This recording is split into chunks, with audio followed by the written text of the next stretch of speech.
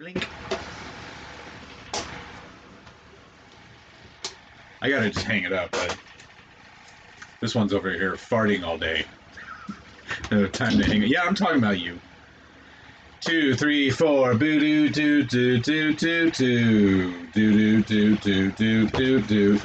Do do do do do do do.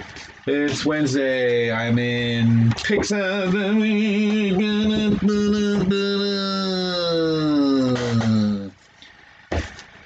I've been kind of burnt out on comic books lately, if I'm being 100% honest. And I think it's just a simple matter of overindulgence, which doesn't come up a lot because I've got a pretty high tolerance for indulgence.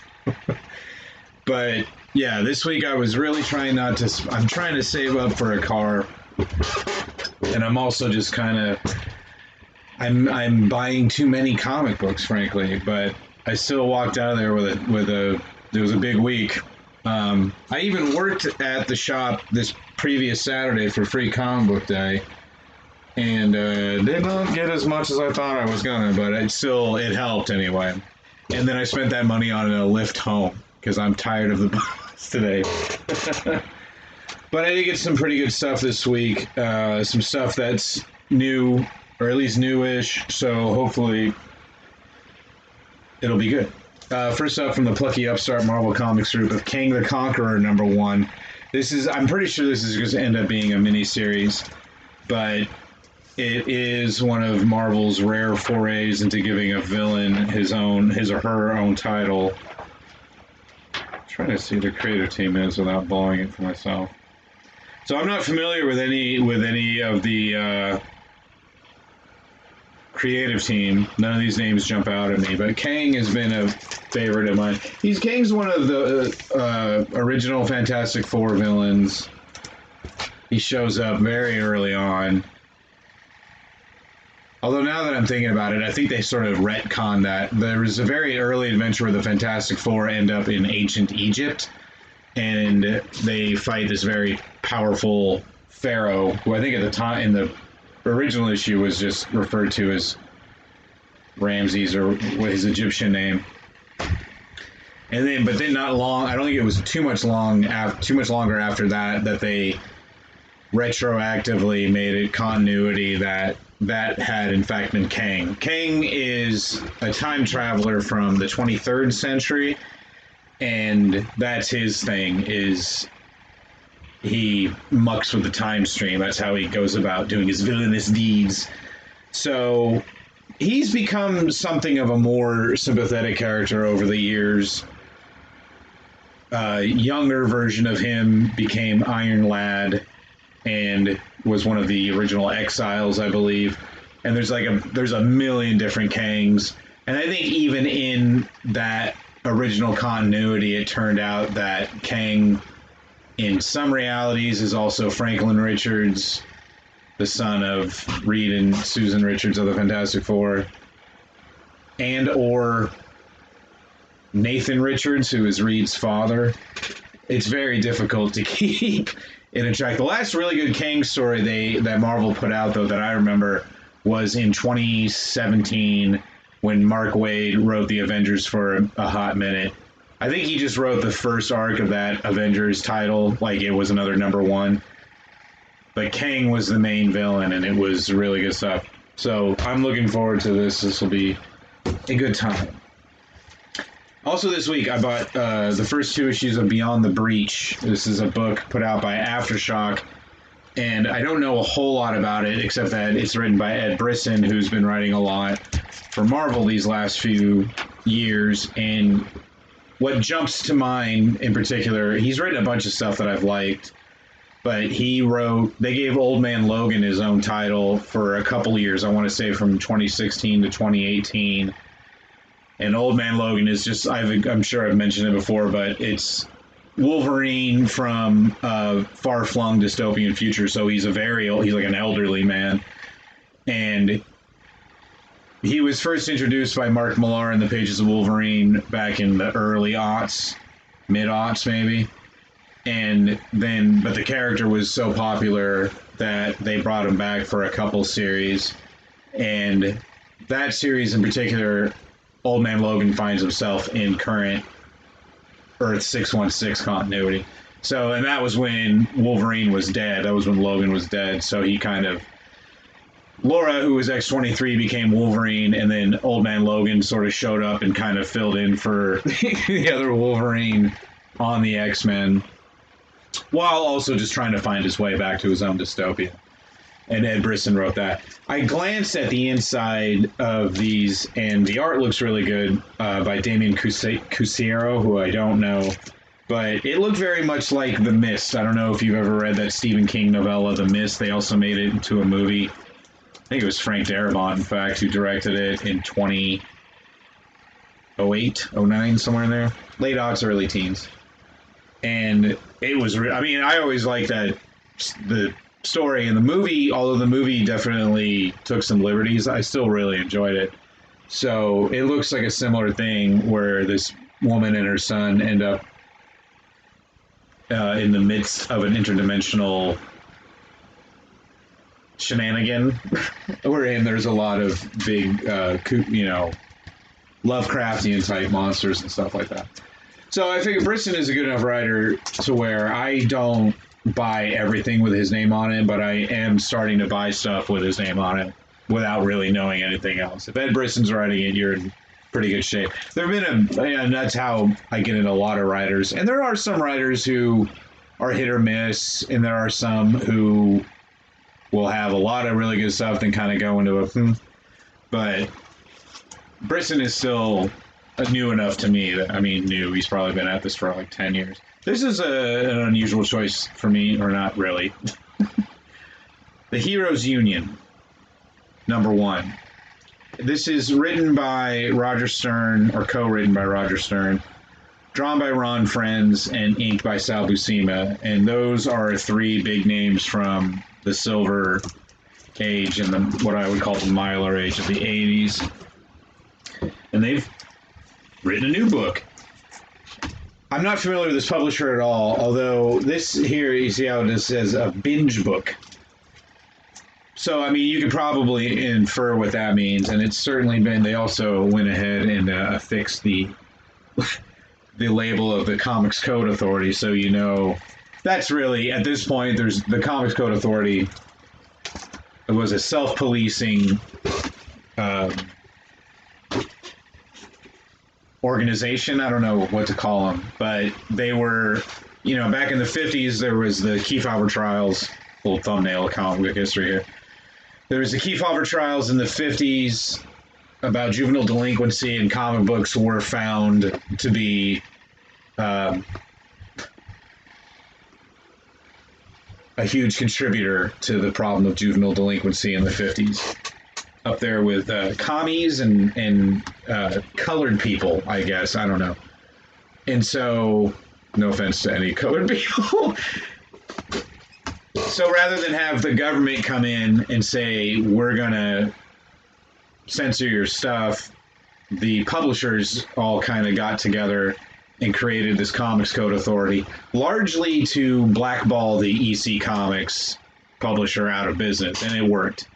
EC published Tales from the Crypt and a bunch of other horror and science fiction comics, as well as Mad Magazine.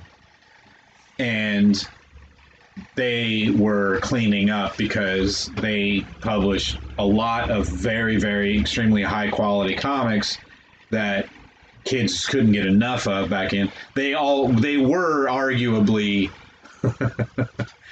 very disturbing. I mean, really kind of pale in comparison to what parents were going to get pissed off about when I was a kid. But for the time, even an avowed fan of EC Comics can see why parents of the 50s might have been freaking out. In no way excusing them, but that's just how good those comics were. They pissed everybody off. So the government stepped in and said, hey, knock it off.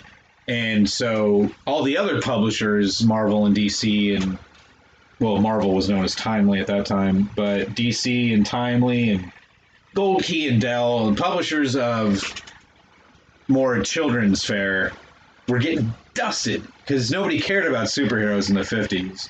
So those weren't selling for poop. and you know they were timely. I think it might have been Marvel in the 50s, but they were putting out monster comics and stuff like that. So, but basically, EC was just shellacking everybody. So, the Comics Code Authority was a great way for the other publishers to kind of get together, show Uncle Sam that, hey, we're going to take care of this, and also effectively put EC Comics out of business. EC tried to make a switch to a new direction where they had pictograph comics, which were mostly text with some illustrations to accompany. And they also tried other sorts of similar genres, like instead of crime comics, they had a comic called Psychoanalysis, and they had one called MD that was, they're like, oh, all right, this is close. They couldn't really, I think they still did their war books. Like, I don't think those were under attack, but they tried to do Piracy was a comic they tried to do. Yeah, Two-Fisted Tales by that point was going away from the Korean War stuff and concentrating more on historical war comics, so that you had titles like Valor. But they were still largely being drawn by the same incredible stable, but I think a lot of them had bailed by that point too, because also Harvey Kurtzman had bailed Mad Magazine to do his own Slick magazines, and a lot of those illustrators went with him until that bottomed out and they came crawling. They went back to Mad Magazine, which by that was the only thing that saved EC, or saved them, was that they were like, well, comics are done. We can't publish the comics that we do, but if we make Mad into a magazine instead of a comic book, which it had been for the first 22 issues, then we're fine. And then that was what they did until a couple of years ago. That's all to explain this. So this became the symbol of quality. Newsstands would only carry comics that had the Comics Code Authority, and the Comics Code Authority were not unlike the MPAA, just a completely unhinged censorship board that answered to no one but themselves. So it's a dark spot in comic book history. But even when I was a kid in the 80s starting to buy comics, this was still very prevalent. It wasn't long before nobody gave a crap anymore, because by that point, comic books were being sold almost exclusively in comic book stores. And so it wasn't, they would still, and I know I had this trouble in high school, there were still books that they wouldn't sell to people under 18, but the Comics Code had little to do with that, if anything. So, not surprisingly, it's just part of the package, which is going for a real nostalgia kick, which you can just tell from looking at it. I mentioned Binge Book, that's what I was going to get to. So, I don't think it's happening now, but in San Fernando, not far from where I lived, in fact, just a few miles up the road from where I lived in the valley, there was a comic book show they would have, if not every month, then every other month. And it was, I mean, they've been having these since before I was a kid even, but I went to a lot of them when I was in high school and stuff. Just basically a VFW hall or something, something similar, where a bunch of dealers set up tables and they hawk comics. And most of them are comic book stores, guys who own comic book stores, or just guys, there's guys who just work swap meets and stuff like that. So they just have storage units full of junk that they try to sell this stuff. But then you also, not so much, the smaller the show, the less likely, but you run into people who have original things.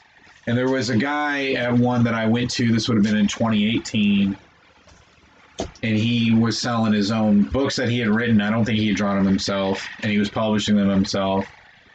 And he was marketing them as binge books. It was like, I can't begrudge any self-publisher, small publisher, trying to market their product as effectively as they can in this day and age, and co-opting terminology from TV and movies has been only gathering steam in comic books since I was a kid. In the early 2000s, a lot of superhero books started putting, kind of a synopsis at the beginning. Late 90s, I think that might have even started. not unlike previously on NYPD Blue. Then they would show you clips. So it's that sort of thing. So the guy was like, "Yeah, it's like you can binge the whole story in one." I'm like, "Yeah, so it's a graphic novel," or it was like, since it's not it's not square bound, so it's not like an original graphic novel. It's just a very long comic, and it's a complete story. That was how they used to sell annuals and specials and stuff in the 60s and 70s. It's like one complete story. You don't need to, buy the next issue or have read the previous issue. And so I think that's a similar thing, but using binging as the thing. I mean, I used to binge TV shows back when it was called not having a date for New Year's, but it's the binge age of comics. It even says so right there. So this is basically just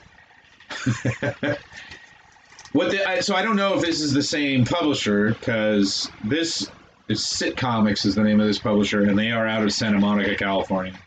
So I don't. Oh, this is dedicated to Bill Mantlo. The publisher is named Darren Henry, and so if he's not who I talked to that day in San Fernando, I'd be surprised. But I also wouldn't be surprised if somebody else decided to use Binge. So this just looks already just like a fun, 70s, 80s era comic.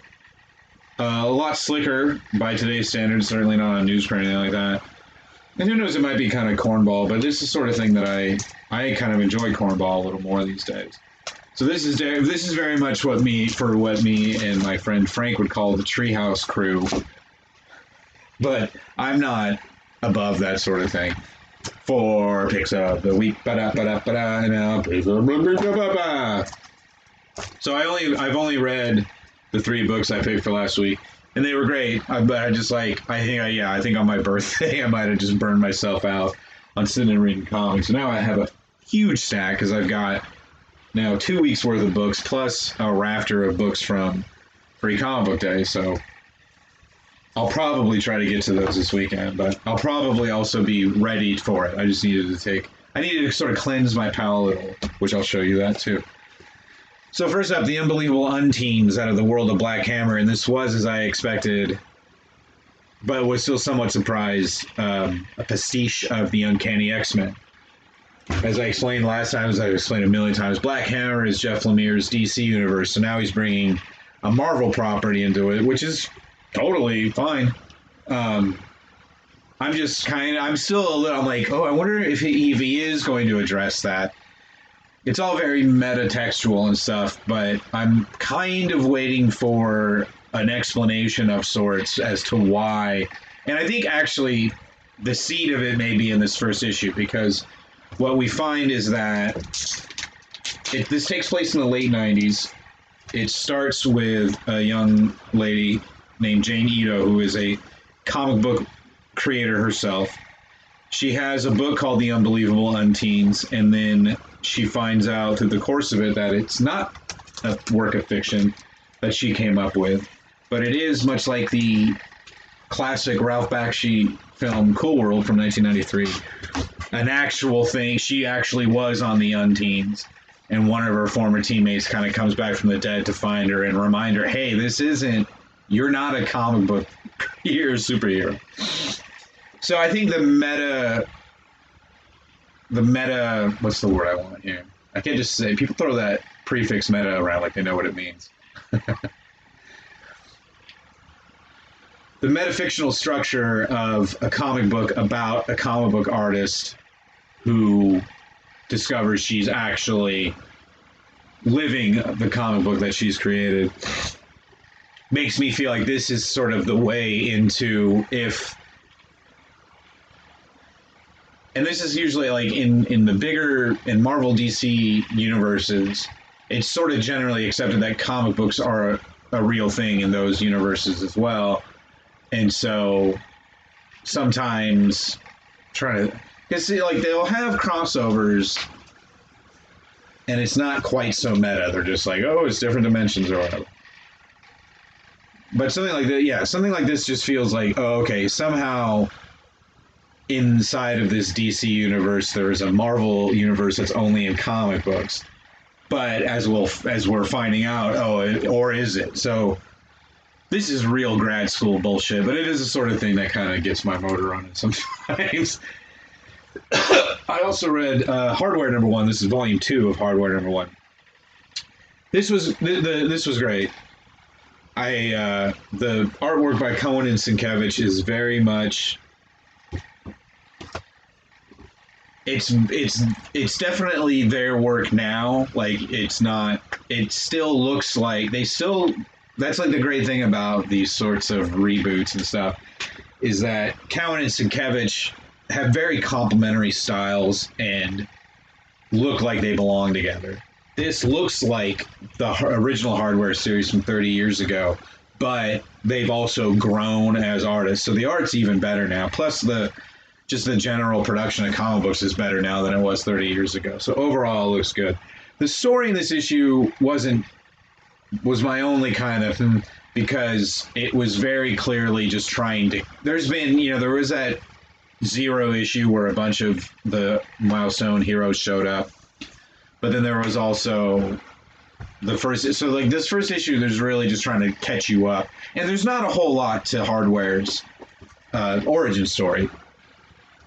And in fact, the way this reads, it almost reads as though it's picking up from where the original series left off, which I don't remember because I've only recently reread the first like 8 issues. But it also could be picking up, it also could just be a recap of those first couple issues. Which, since I just reread it not that long ago, this didn't have a whole lot for me story-wise. But I'm fine. I'm like, all right, if we're gonna jump to the Adventures of Hardware, that's fine with me. But yeah, like I said, it's a very simple story. Curtis Metcalf grew up. He was a super genius from when he was a child.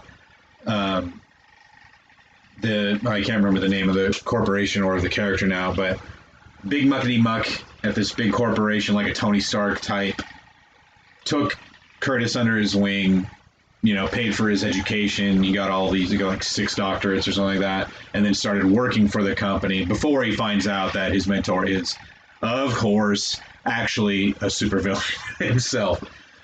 So he becomes Hardware to fight against this he's like a corporate vigilante. That's all you really need to know. And that's all the first issue really does. I would say what it does more is go, hey, look at how good Cohen and Sienkiewicz are still together after all these years. This was so much fun. Defenders number 1 by Al Ewing. I meant to look up Javier Rodriguez because he's very much in that same vein as Cliff Chang, and he might have even drawn Human Target as well as Cliff Chang did. That might be where I first... Yep. Oh no, that was Javier Pulido. Oh, he only did the covers. Okay, I'm confusing Javier Rodriguez with Javier Pulido, which I think is not as racist as it sounds to my own ear. So what else did Javier Rodriguez draw? Yeah, he drew Daredevil with Mark Waid. That's how I definitely know him. He did draw Superior Spider-Man, which I haven't read. Oh, and Doctor Strange and the Sorcerer Supreme, which comes up a lot in this. No, that was something else I was reading. Doctor Strange and the Sorcerer's Supreme was a very good series that only lasted like a year. But the art was one of the things. So yeah, but he definitely does have a Javier Pulido, Cliff Chang vibe. Like the fact that he colored Human Target does not surprise me. So the original Defenders, you have Doctor Strange and the Silver Surfer. This round also they have the Masked Raider, who's like a Golden Age hero who they recently kind of brought back. Al Ewing, who wrote this issue, has used the Masked Raider in... They asterisked it at one point, so now I'm trying to find that. Marvel Comics 1000, I remember it was from last year or the year before. That's the one thing I do like about superhero books these days is that they'll have these little one-shots and specials that a lot of people just pass over, but that will have a bunch of, like anthology books that will have a bunch of short stories, but a lot of those will be seeds for stories much further down the road, including this one. But what was the other one? he references back to Marvel Comics 1000, which is definitely a book that Al Ewing. Oh, and then that's right. He also ties in the Korvac, the current Korvac storyline that's going on in Iron Man right now. And then so yeah, basically it's like the Defenders. There's a massive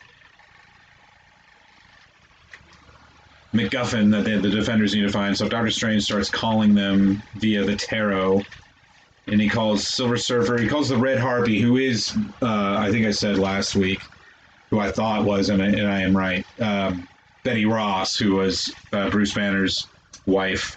And then Cloud here, who's a character I'm not familiar with at all.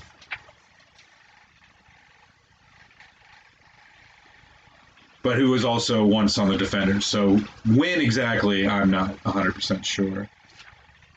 So this was really just the call to action issue, but it's so much fun, and Rodriguez's art is so good. So I'm really looking forward to this. I hope this goes on as like a monthly. And I feel like Al Ewing, if he wanted to do a monthly Defenders title for as long as it's sold, he could. I don't think he'd have to pitch it as like a mini that's over with. He was like, I want to bring the Defenders back, and they're like, okay. Immortal Hulk sold 1 million copies, so you can do whatever you want.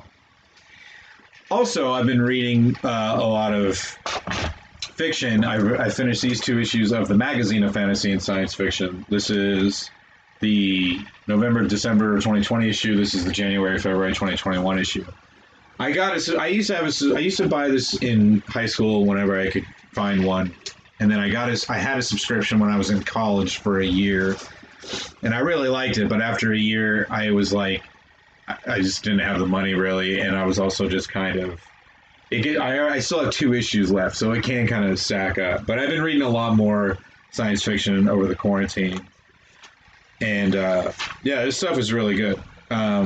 There's a lot of really good stories in this issue, but there's a poet named Beth Cato who also writes fiction, but she has 2 of her poems in here. I'm not a poetry dude, generally speaking, but when it's good, it's good, and they're really good.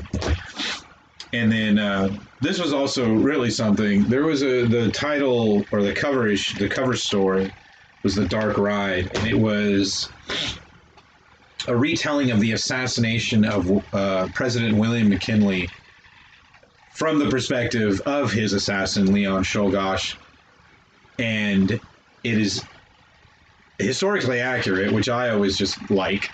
Not that I'm an expert in the assassination of McKinley, but I read the Wikipedia page. I also think, I think the Rick Geary did a comic book about it too. But it's also interspersed with very Wellesian trip to the moon, science fiction out there. It's really, really well done. It's by John Kessel. There's always writers in here that I've never, ever heard of, but they're always talked about as though, like, they're very well known in the science fiction field. I mean, I am starting to recognize some names here and there, and they'll always get guys like Harry Turtledove, who have been around forever.